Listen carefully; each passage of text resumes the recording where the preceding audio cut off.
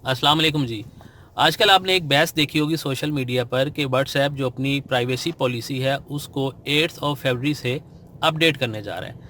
मकसद ये है कि 8th ऑफ फरवरी तक अगर वो तमाम यूज़र्स जो व्हाट्सएप की प्राइवेसी पॉलिसी से एग्री करते हैं तो वो उसके साथ चलेंगे। अगर कोई एग्री नहीं करेगा तो वो उससे ज़्यादा 8 फरवरी के बाद वो व्हाट्सएप यूज़ नहीं कर सकता। अच्छा, अब ये हुआ क्यों है?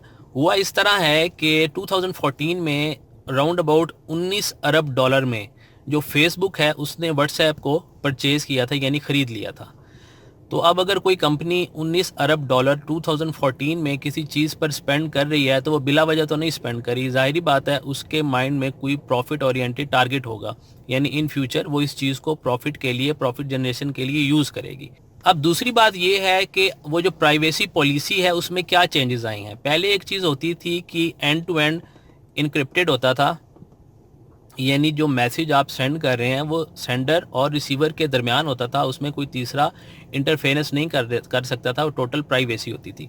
लेकिन अब इसमें कुछ थोड़ी चेंजेस किए हैं व्हाट्सएप ने। वो चेंजेस क्या हैं? लेट सपोज आपका जो फ़ोन नंबर है उस तक उनकी रीच होगी, आपकी प्रोफाइल पिक्चर तक उनकी रीच होगी, आपका जो आईपी एड्रेस है उस तक उनकी रीच होगी, आप अपने व्हाट्सएप में कौन सी लैंग्वेज यूज़ कर रहे हैं, किस एरिया से आप ऑपरेट कर रहे हैं, आप कौन सा मोबाइल फ़ोन यूज़ करते हैं, आपके मोबाइल फ़ोन का जो बैटरी लेवल है वो कितना है, और आप सबसे ज़्यादा अपने व्हाट्सएप पे क्या चीज़ यूज़ करते हैं, और क्या आप अपने व्हाट्सएप अकाउंट को बिज़नेस टर्म के लिए भी यूज़ करते हैं या नहीं। क्योंकि कुछ मुल्कों में, पाकिस्तान में भी नहीं हुआ, व्हाट्सएप को बिज़नेस ट्रांजैक्शंस के लिए भी यूज़ किया जा रहा है।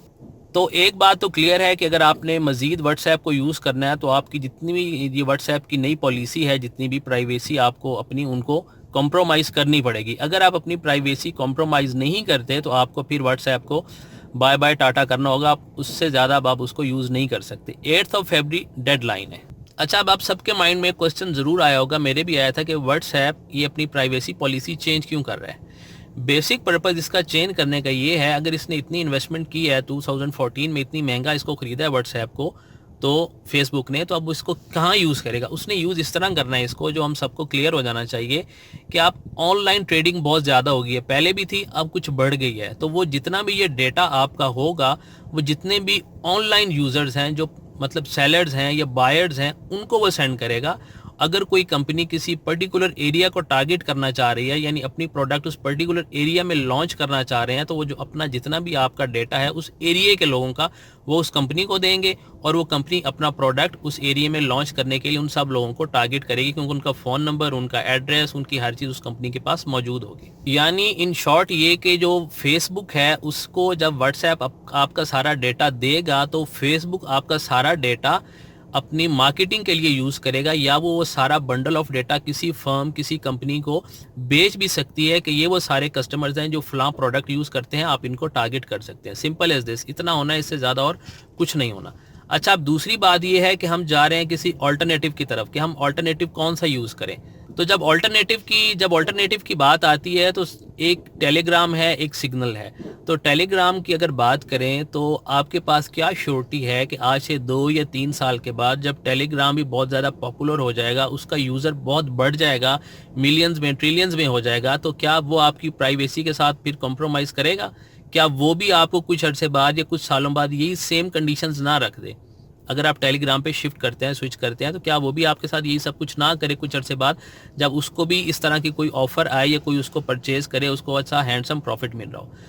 तो बात ये है कि दो चीज़ें होती हैं, एक होती है कन्वीनियंस, एक होती है आपकी प्राइवेसी। अब या तो आप प्राइवेसी पे कॉम्प्रोमाइज़ करें या कन्वीनियंस पे कॉम्प्रोमाइज़ करें, एक पे आपको करना पड़ेगा, क्योंकि फ्री नाम की इस दुनिया में कोई चीज़ नहीं होती। आप कोई भी चीज़ अगर यूज़ कर रहे हैं, अगर आपके उस पर लेट सपोज पैसे नहीं लग रहे, तो आप किसी ना किसी मीडियम के थ्रू पे ज़रूर कर रहे हैं। अब वो कौन सा मीडियम है ये आपको देखना है, ठीक है ना, लेकिन आप पे ज़रूर करते हैं। फ्री नाम की कोई चीज़ नहीं होती इस दुनिया में। अच्छा, आपको एक और चीज़ बताता चलूँ, जो गूगल है उसको पिछले कुछ अर्सा पहले एक कोर्ट ऑफ लॉ में बुलाया गया, तो उनके जो सीईओ थे सुंदर पिचाई, उनको बुलाया गया और उनसे ये क्वेश्चन किया गया कि क्या गूगल जो कस्टमर्स का डाटा है उस पर कॉम्प्रोमाइज़ करता है।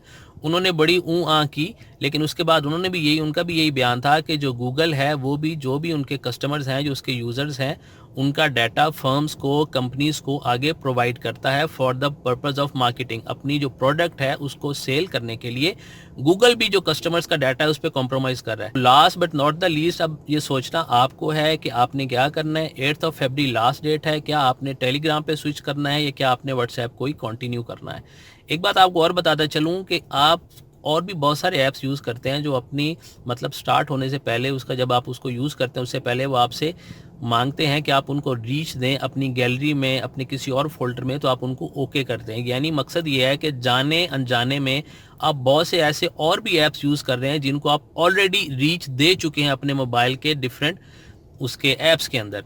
और ये व्हाट्सएप लेकिन ये आपको मतलब बता रहा है पहले कि मैं ये करने जा रहा हूँ और आपने मुझे रीच देनी है, तो ठीक है हम कंटिन्यू करेंगे, अदरवाइज हम कंटिन्यू नहीं कर सकते। तो अब आपने सोचना है कि आपने व्हाट्सएप के साथ चलना है या नहीं चलना। उनका जो मकसद है वो आपको मैंने बता दी, इससे ज़्यादा और कोई मकसद नहीं है। और लेट सपोज आपको क्या पता कि अब तो व्हाट्सएप को आपको बता रहा है ना खुद कि वो ये करने जा रहा है, क्या पता इससे पहले भी आपका डाटा कॉम्प्रोमाइज़ हो रहा हो, आपको क्या पता कि हो रहा था या नहीं हो रहा था, ठीक है ना। लास्ट में मैं आपको एक चीज़ बताता चलूँ, जैसे मैंने आपको पहले भी बताया है कि इस दुनिया में फ्री नाम की कोई चीज़ नहीं होती। तो अगर आप कोई चीज़ फ्री यूज़ कर रहे हैं, यानी if the services are free, then obviously you are the product. अपना बहुत सारा ख्याल रखिएगा, दुआओं में याद रखिएगा। अल्लाह हाफिज़।